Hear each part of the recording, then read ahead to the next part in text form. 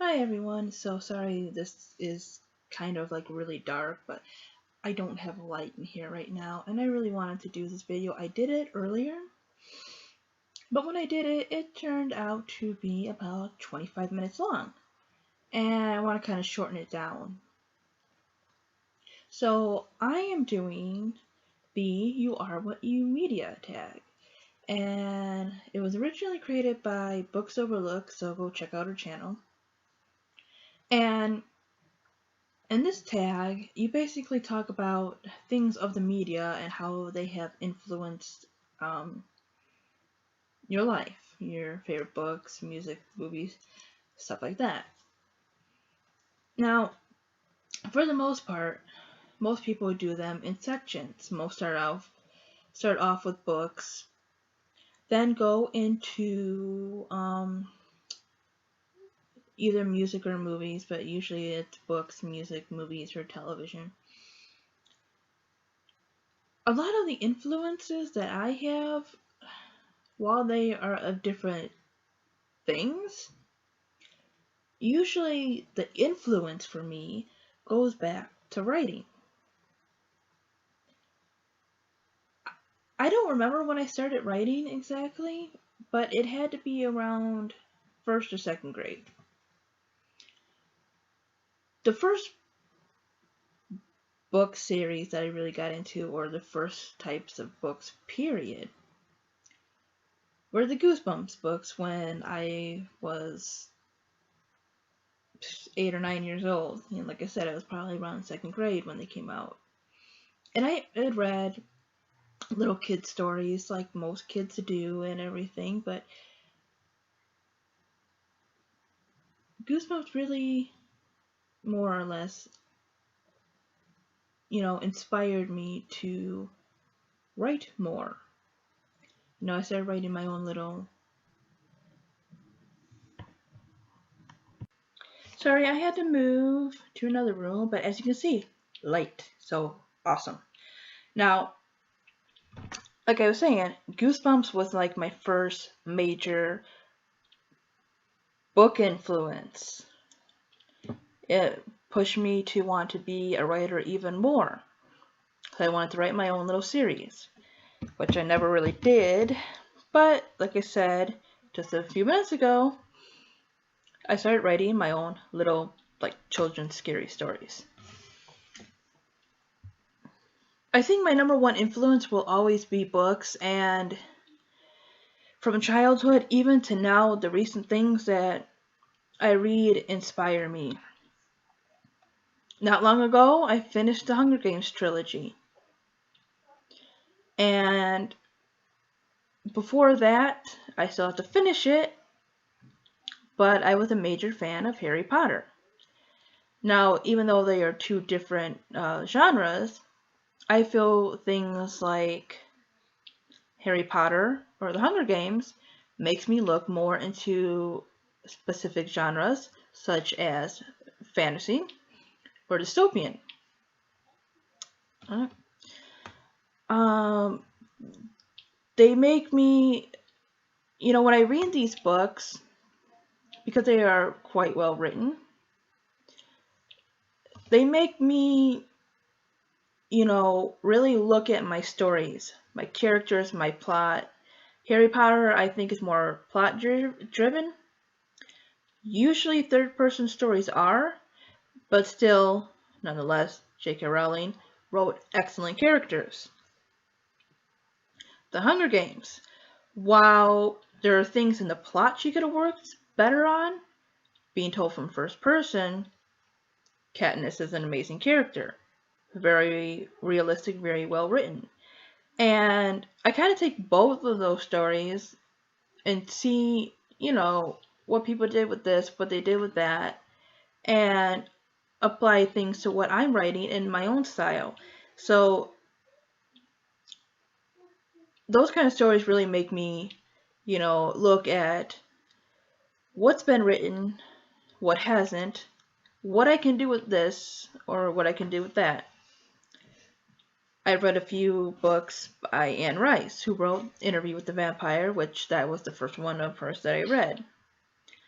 I'm attempting to write my own vampire dystopian, told from the first person point of view of a female vampire.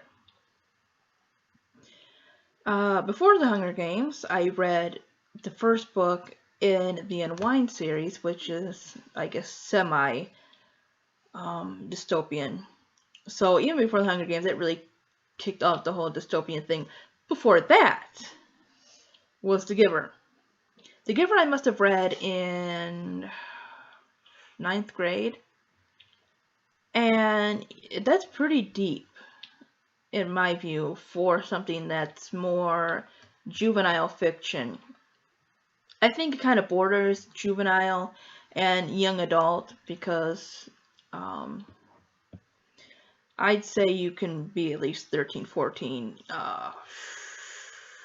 or maybe even 11 or 12. I think you can read The Giver with that. And that really inspired me to look into the whole dystopian thing or the whole, um, those kind of worlds. What else? I read a lot of young adult, and I do kind of prefer the dystopian or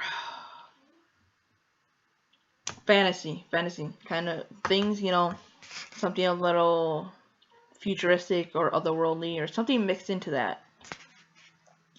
But there are the contemporary books which have influenced some of the stuff that I'm writing now, such as To Kill a Mockingbird, Staying Fat for Sarah Burns, The Lovely Bones.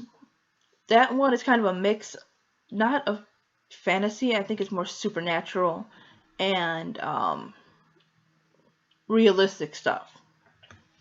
Because it's about a girl who looks down from heaven on her family and watches things, after she's murdered. So, and it's told from the point of view of her. So, I have a story going where it talks about kind of a broken family and this girl who discovers from somebody special that she has these abilities. So, it's kind of, I don't know if it's the right term or not, but I believe it's something called magic realism. And I think that's kind of the category I'm going for. So yeah, books are always a major influence on me and my writing. Moving on to music. And again, writing comes into this because ever since I was a kid, I always wanted to know about the lyrics of a song.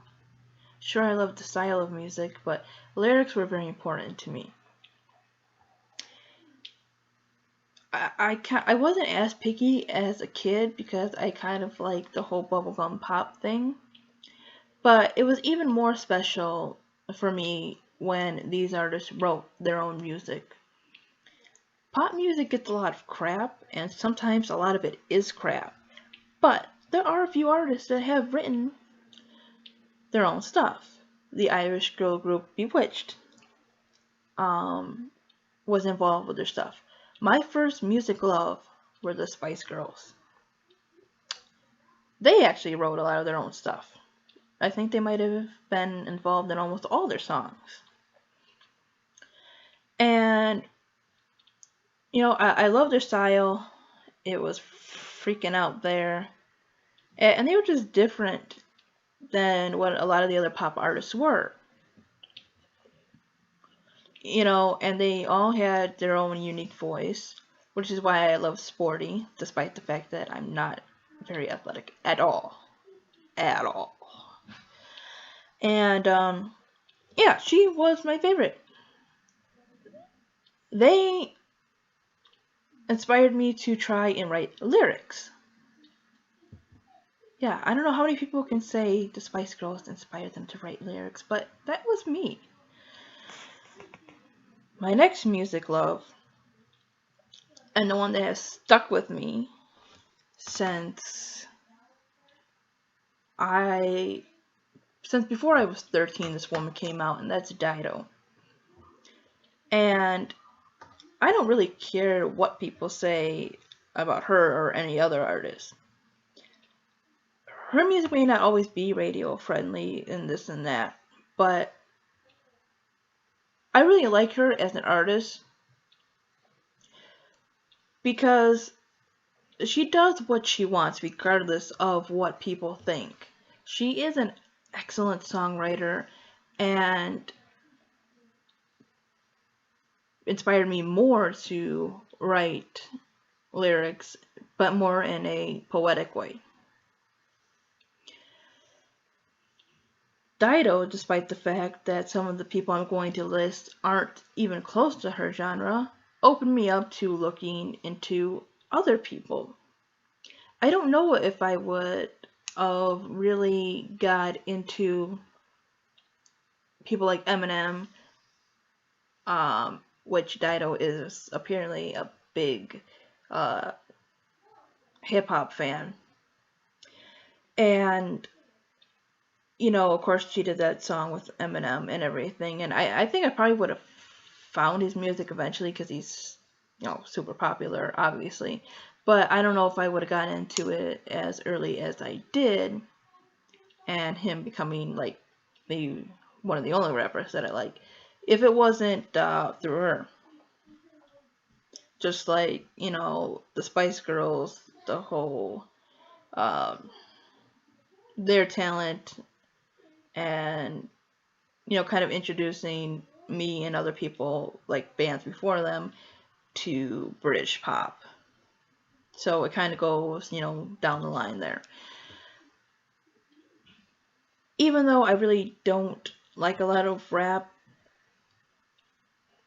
Eminem, like Dido, like a couple other people, excellent songwriter. He's humorous, sometimes serious, and really deep. And, you know, like I said, I'm not super into rap, but I think people like Eminem, kind of makes me look more into spoken word. Because it can be almost the same thing without music. Moving on, Evanescence. Besides Spice Girls, Dido, Evanescence was like my favorite band from the time I was like 17 up until a few years ago. They're still one of my favorite bands. Again, the writing, you know, their early music is fantastic. The stuff they wrote, it was great for being kids. I think they were like 16, 17 when some of this when they started writing stuff like My Immortal or Fields of Innocence. And I think they inspire me more now because I can look back, and compare them to how I was as a teen. And the thing is, sometimes I feel I wrote better then. I wasn't consumed with all the stuff bringing me down. I kind of had more goals back then. I dreamed of things more back then. Things I wanted to do, things I wanted to be. And sometimes I'll put that music on and listen to, what they were saying. And it kind of brings me back to who I was. So, the next one would be movies and television. Now, movies and TV play a very, very small role in my influences. My first favorite TV show was like The Simpsons, and then it moved on to South Park and Family Guy and all that. Those kind of inspire me more to write things that are not books. And what I mean by that is I've tried to write my own little scripts and everything. I've tried my hand at fan fiction of these shows. So they inspire me to write more humorous things, and things that are not book related but still writing related. Um, One of my other favorite shows growing up was Sailor Moon. That got me more into, other animes and into manga. I started reading the Sailor Moon manga. Now I'm reading Chibi Vampire, which was suggested by a friend. But if I hadn't watched Sailor Moon, I don't know if I would have, discovered all that. And now, if I could, I'd write and draw my own manga. I don't have the talent for it. But I wish I could. I definitely would if I could. Movies, they kind of go back to the writing thing too. I like a lot of comedy, but a lot of comedy sometimes mixed with drama and everything, so it makes a realistic kind of thing. One of them being Juno. I love Juno. Humor is awesome. Homeroom was a good movie. Year One, Zombieland, Mean Girls. Who does not quote Mean Girls? So yeah, TV and movies kind of play a very, like I said, small role, but it all goes back to writing. So there you have it. There is my You Are What You Media tag.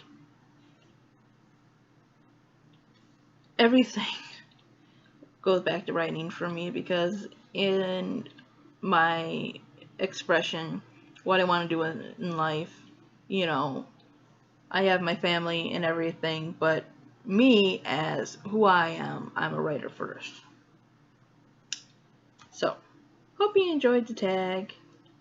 Hope some of you do it because I'd like to see more videos on this because she had an excellent idea in doing this tag. So, thanks for watching. See ya!